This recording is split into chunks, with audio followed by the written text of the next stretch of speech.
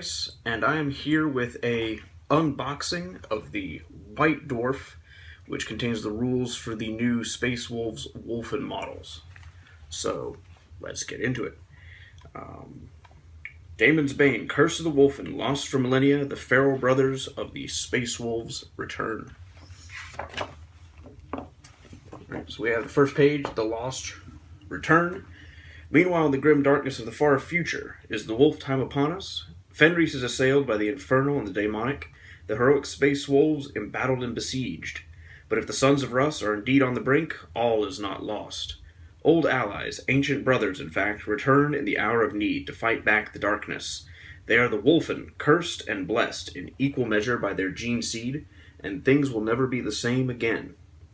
It's a thrilling week for Warhammer 40,000, as these monstrous heroes, feral remnants of the 13th Great Company, arrive to bolster the forces of the Space Wolves. You can read all about them just over the page, and that's not all. Joining these magnificent new plastic Citadel miniatures is the start of a brand new campaign, Warzone Fenris, Curse of the Wolfen, which contains thrilling new developments for the Space Wolves, along with piles of new missions, rules, and more. Alright, so the table of contents, we have the new releases. The 13th Company returned with the release of the Space Wolves Wolfen. Not only that, but a brand new campaign supplement, Warzone Fenris, Curse of the Wolfen, and more. We have the Paint Splatter, which is fur, fangs, flesh, and frostbite. It's a complete stage-by-stage painting guide for the Wolfen. We have Illuminations, Curse of the Wolfen. With the new Warzone Fenris, Curse of the Wolfen on pre-order this week, we take a look at some of its stunning artwork. We have a Hall of Fame. We induct another classic of Citadel Miniatures design into the Hall of Fame. This time it's an old new favorite, and one that's already seen a couple of incarnations, no less. Then we have the rules, Space Wolves Wolfen, a data sheet for the Warriors of the 13th Company and Curse of the Wolfen rules, so all your other Space Wolves can join in the fun too. Then we have the comment, opinion, and trivia in reaction to this week's releases and happenings. So that's the table of contents. Turning the page, we have art of the new Wolfen sculpts, which I know there's a lot of mixed opinions about them on the internet. Some people think they look ridiculous. I don't entirely disagree, but I think that's also partially the point. Although I am extremely partial to the character model. I do think that model looks quite good. I've heard some people say that one of the models, I believe it's this one right here, resembles Wolverine, and I would totally paint one up like Hugh Jackman. That's fine with me. This page, it says, the saga of the Wolfen began almost 10,000 years ago at the Battle of Prospero during the Horus Heresy. Aggressive, savage, and bordering on feral, the warriors of the 13th Company, the Wolfen kind, led the attack on the treacherous Thousand Sons, tearing their battle lines apart with animalistic fury. Yet the Sons of Prospero were not so easily defeated, and fled through a glowing portal into the Eye of Terror, leaving the Space Wolves to lick their wounds and set course for other war zones. Yet the Wolfen kind were tenacious hunters, and they pursued their quarry into the Great Eye, never to be seen again. Until now, that is. 10 millennia have passed since the disappearance of the 13th Company, and now they have returned to the material universe, irrevocably changed. Once proud but savage warriors, their minds and bodies have finally succumbed to the effects of the Canis Helix, the genetic code that lies within every space wolf. Where once stood a noble warrior of the legions of Astartes, there now lurks a mutant, half genetically engineered superhuman, half feral wolf, a cruel parody of the chapter's glorious name. So that's the new backstory on the Wolfen. For those of you not familiar, the old backstory, a brief aside from going through this for a moment, the old backstory on the Wolfen is they actually followed the Thousand Sons into the Eye of Terror. They didn't track after them, they jumped through the portal after them, is my understanding of the old rules. And they were always held, the 13th Company, to have a higher percentage of Wolfen models. Wolfen, before the latest version of the Codex, it was in the prior version of the Codex, and it was just something that happened on occasion. If a battle brother of the Space Wolves fell too much into their kill urge, they could be overtaken and become Wolfen. Now it looks like they've sort of retconned the Space Wolves to be the Wolfen are just this 13th company. They don't occur naturally in the other wolves anymore. Although the Wolfen do infect their battle brothers with their frenzy for the murder make. So those are rules we'll get to momentarily.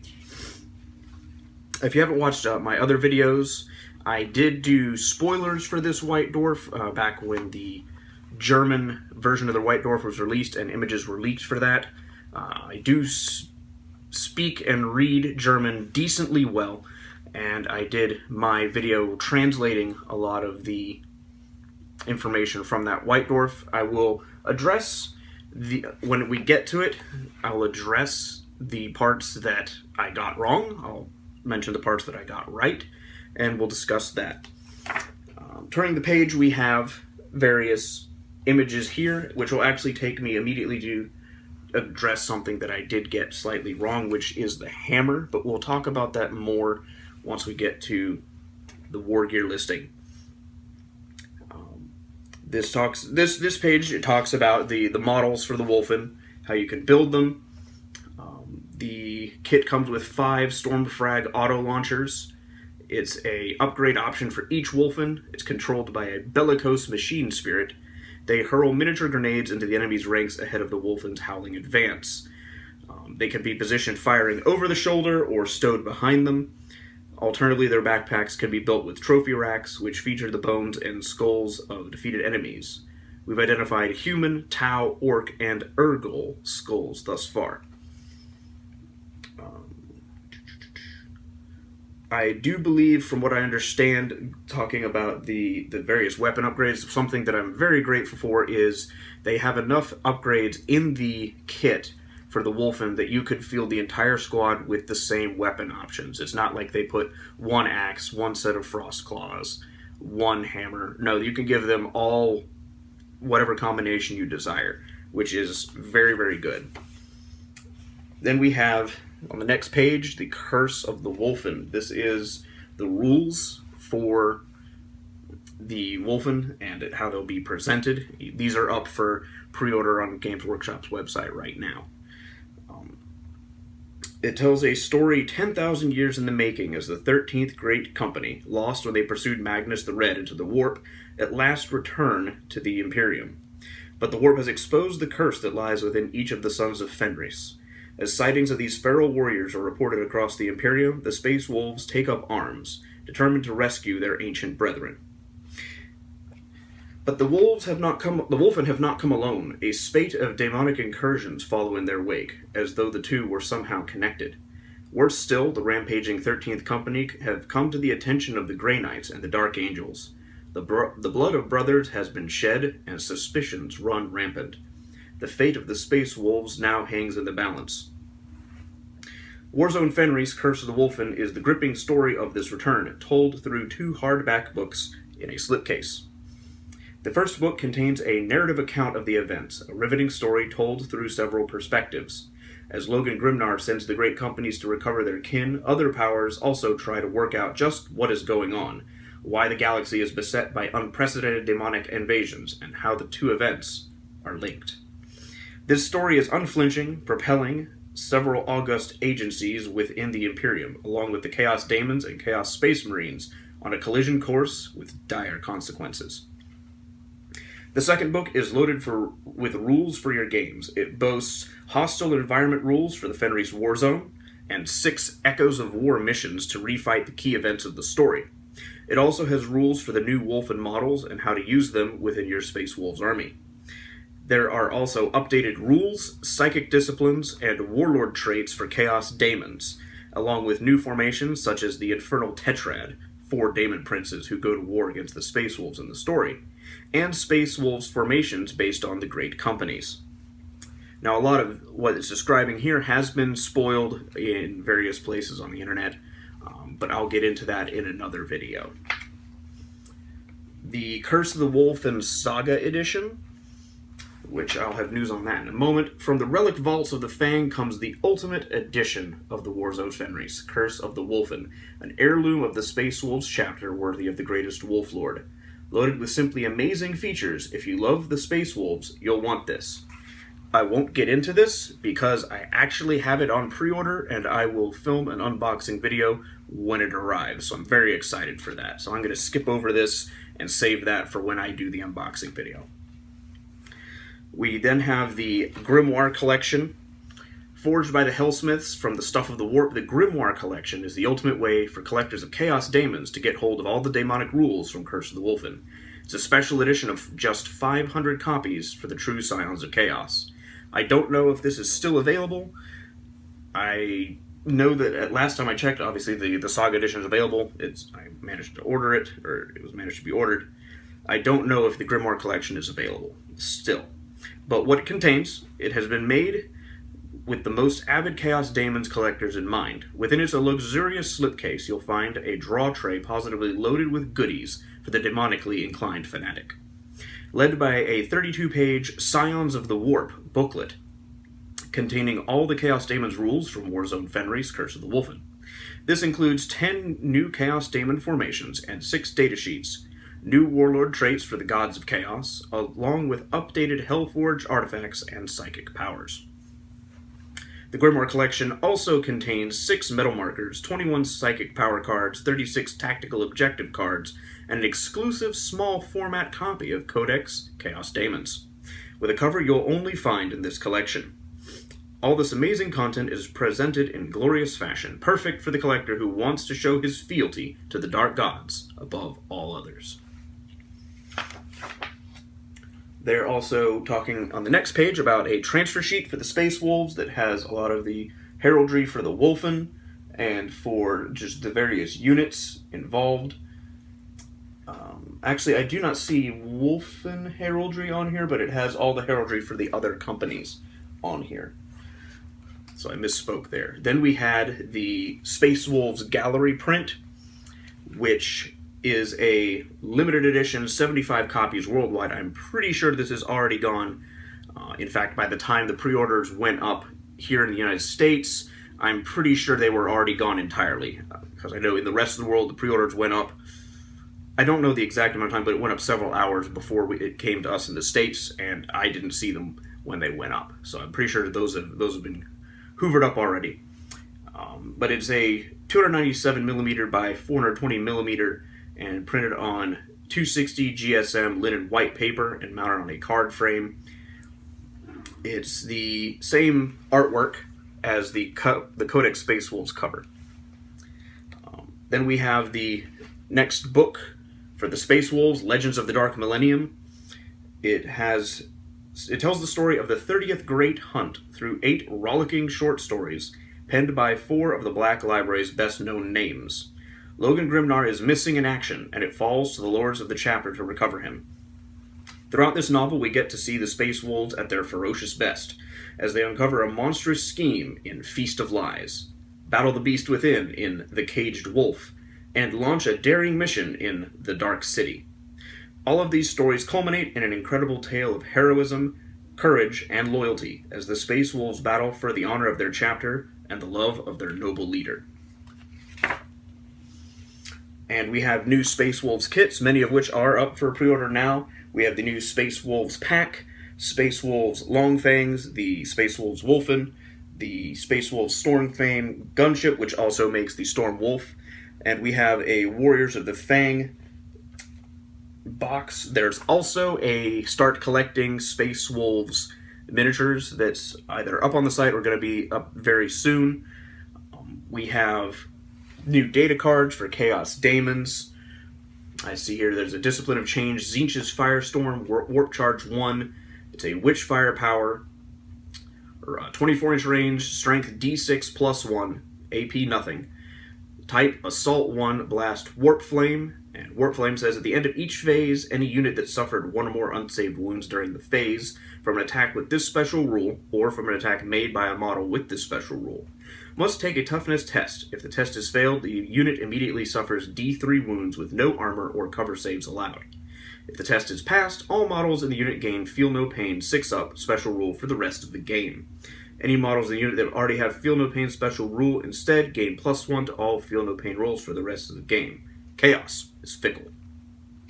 We also have Discipline of Excess, which is a Warp Charge 1. It's a malediction that targets a single enemy unit within 18 inches. The target unit suffers a -5 penalty to its initiative to a minimum of 1, and can neither make use of counterattack special rule nor fire Overwatch whilst this power is in effect. Very good against the Space Wolves. We also have the following releases and many more available to buy right now. We have the Balance of Power for Age of Sigmar. We have Lord Heldrath's Chaos Deathtide, also for Warhammer Fantasy. And we have Warhammer Visions. Then we get into an in-depth article talking about the Mastodon as a Forge World model. I know nothing at all about it. I haven't read this article yet. But they get into the art of it and in other pages. Now we have the paint splatter. The rest of the Mastodon comes later in the magazine here. We have paint splatter talking about how to paint the Wolfen, how to detail their backpacks, how to detail the bones and other heraldry that's on them. Then we have the Curse of the Wolf and Illuminations here. It talks about, just skimming here, it talks about that the Dark Gods are plotting to cast down some of humanity's greatest heroes. They are planning to discredit the Space Wolves and turn the rest of the Imperium against them. It's a daemonic conspiracy. It says here, the Wolfen emerged from the warp at a time of unequaled turmoil, as daemons of the Chaos Gods spill into reality. Despite their bestial appearance, the Wolfen quickly recognize their brothers in the Space Wolves chapter, however, and waste no time uniting against their common foe, the savage fury of the 13th Company, united with the Great Companies. Here you can see Wolfen fighting against the daemons of Tzeentch, alongside the warriors of Sven Bloodhowl's Great Company, the hot-headed Fire Howlers. And in this section, it says, as the result of his actions during the fighting on Sanctus Reach, Crom Dragongaze earned the scorn of the Old Wolf, and was consigned to guard Fenris, while the other Wolf Lords win glory rescuing their kin. But dark times threaten Fenris, and Crom seeks out the wisdom of the Space Wolves' greatest living hero. And that is Bjorn the Fell-Handed being awoken in the back here. Which is interesting because some people who've read the latest book say that Ulrich the Slayer said we cannot awaken Bjorn at this time, so I'm not sure what the conflict is there. It's interesting to note, again, a brief aside, that this echoes a lot of the images for the beginning of one of the iconic moments in Space Wolves history, which was the Battle of the Fang, where the Thousand Suns lured all the Space Wolves away from the Fang so that they could strike, and there was only one Great Company present, and they had to manage to hold the Fang until the rest could return. And given the fact that there are a lot of rumors circulating about the book claiming that the Thousand Suns and Chaos is behind the Wolfen, luring all the wolves away once again, leaving the Fang undefended for when the rest of the Imperium comes knocking with accusations of heresy. On the next page we have the Hall of Fame. The Citadel Hall of Fame is a celebration of the finest miniatures in the world, a collection of iconic models recognized for their groundbreaking designs. We think you'll agree, it was only a matter of time before the Imperial Knight Warden entered the Fable Hall. It was only released in 2014, but the Imperial Knight and its follow-up kit, last year's weapon-festooned Imperial Knight Warden, became instant classics, titanic war machines that brought a new level of scale and detail to the battlefields of Warhammer 40,000. And yet, somehow, they felt like they'd been around forever. Imperial Knights first appeared in 6mm scale way back in 1990, an Imperial unit for the Epic game system. They were, as they are now, mighty war machines piloted by a single noble, their armored forms towering over the infantry that swarmed around them. Their design was further developed in 1994 when the Imperial Knights were featured in the Titan Legion's boxed game. Their beetle-like carapaces, armored greaves, and hunched stance had an instant appeal that would stand the test of time, forming the basis for their modern-day incarnation. I won't get into the rest of the article, but it talks about the various images of the rocket pod and some of the other details on the Knight. I do not own a Knight yet. It is on my to-do list at some point to get a Knight. I prefer the Crusader to the Warden, but that's just my personal preference. Now we get to the rules for the Wolfen. A lot of this is going to be available very, very shortly. The Wolfen are very, very good units. They're 150 points for 5 models. They have excellent, excellent rules. Close combat weapon, acute senses, they shall know no fear, bulky, counterattack, curse the Wolfen, feel no pain, and rage. And with the base Wolfen stat line, they are going to be absolutely amazing in close combat. And now I'm gonna eat my humble pie, because in their detail here, it says any model may be equipped with one of the following options. You have a Great Frost Axe for 8 points a model. I translated that as a two-handed Frost Axe, as opposed to Great Frost Axe, because in German the word that was used was Zweihand, which is 2 hands. So that's, I fully admit it was the word was incorrect. Maybe translating from English into German, they made some kind of distinction between the two. I know that the Great Frost Axe is a two-handed weapon according to its rules. Maybe that resulted in the translation difference, perhaps.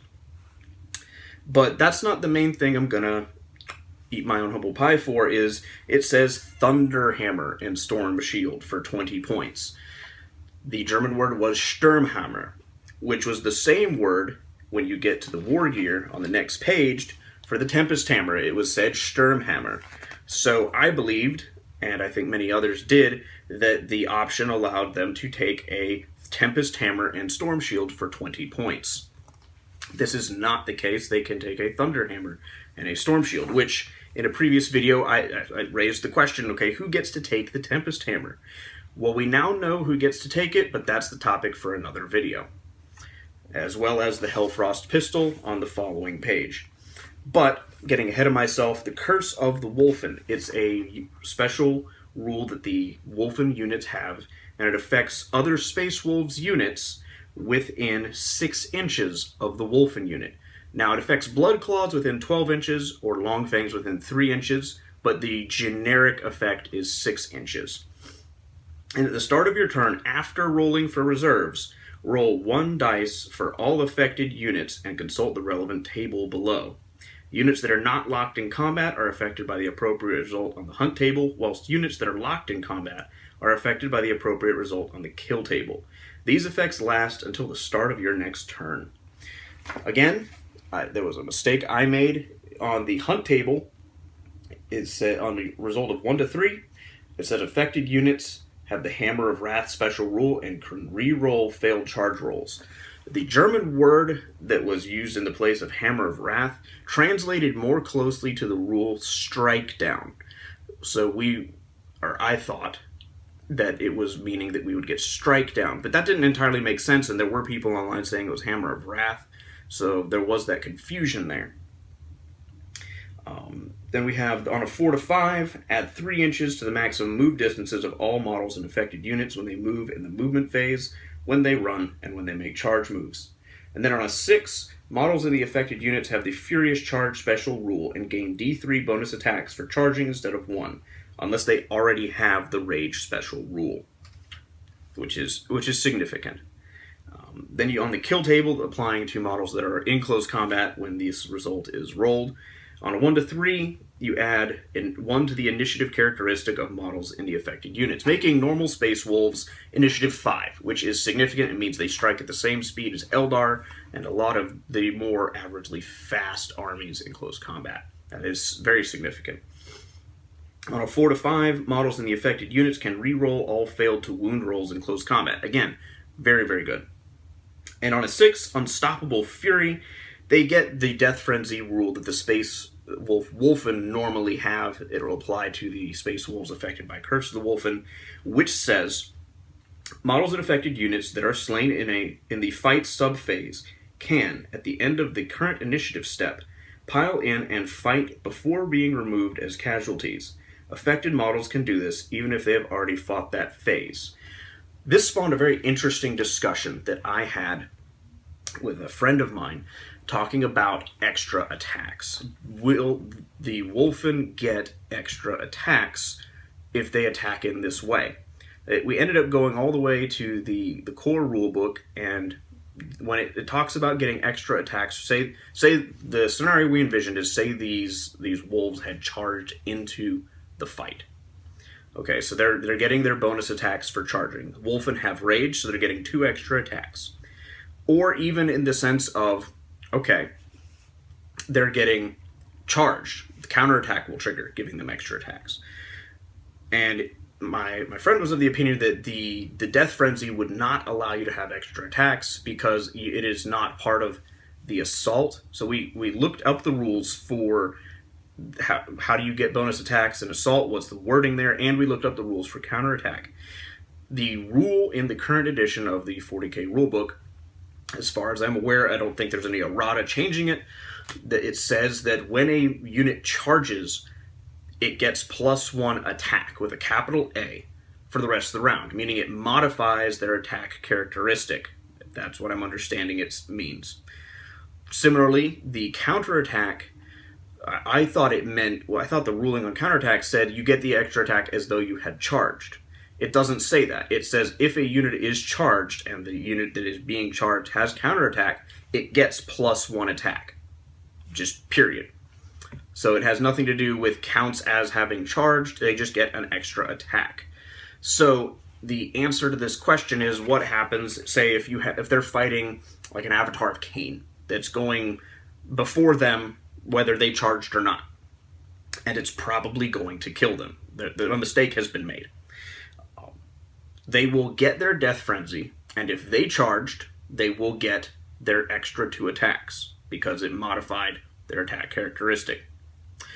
If the Avatar of Cain charged them, they will get the extra 1 attack for counterattack, because it applies before the full... this happens during... basically the very beginning of the fight, sub-phase, from my understanding. But it's an interesting discussion that was had. The weapons we have here, we have the Hellfrost pistol, which I've gone into in another video, the Stormfrag auto launcher, which I have also gone into it in another video. All these weapons I've gone into another video. I'll go over them very briefly.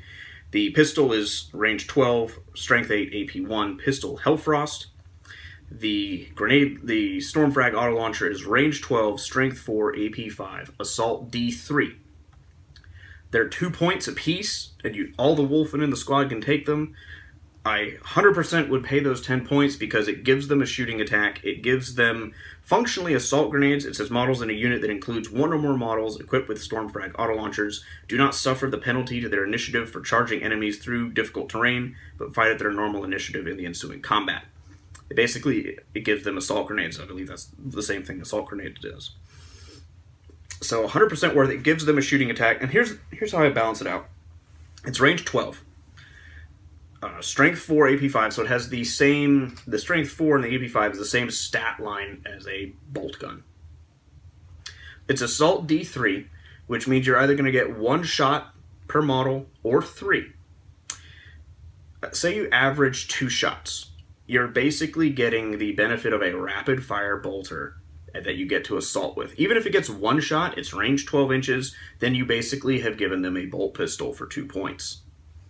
And if you get fortunate with your die, you can have 3 shots per, and then it's a better bolt gun that you get to assault with. So 100% worth it for 2 points, in my opinion.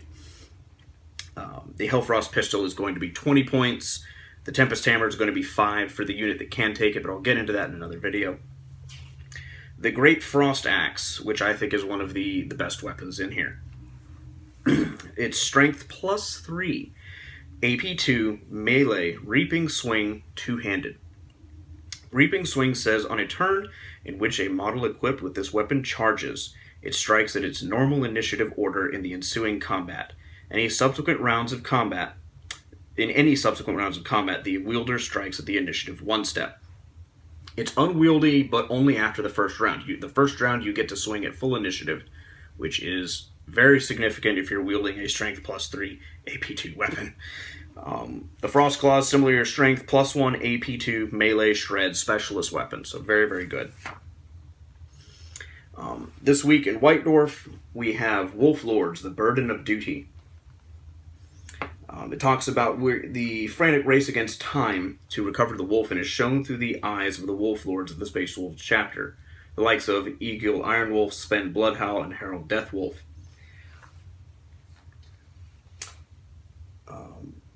More stuff there. The Demonic Incursion, which there's a picture here. That's one of the formations, I believe. It's one of the new demonic formations.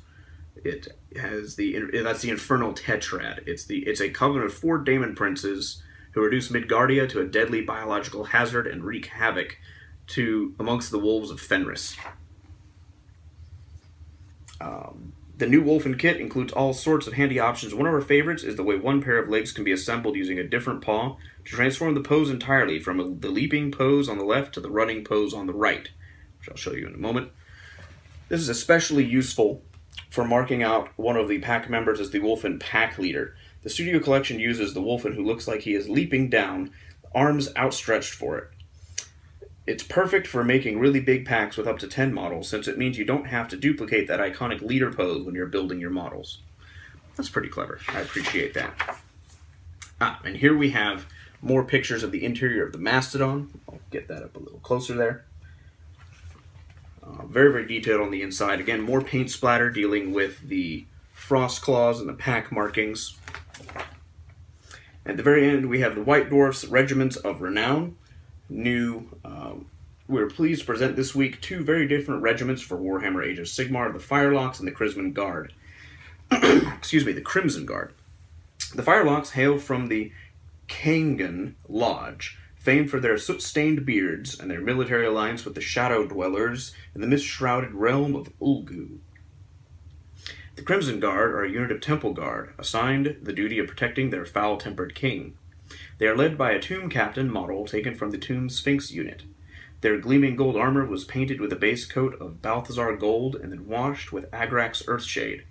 Once the wash was dry, it was then layered with Gehenna's gold and finally Auric Armor gold. Next issue, we unleash the Slayer, the Legions of Death, and Golden Demon. And on the back we have a picture of the Space Wolves and the Wolfen springing into action. So that is the White Dwarf for February 2016. Let me know if you have comments, if you have a different weigh-in on that rules question I mentioned. Let me know what you think about that, and if there is a video you want me to cover regarding the wolves or questions about it, let me know and I'll try to cover it in the next video. Alright? Thank you for watching.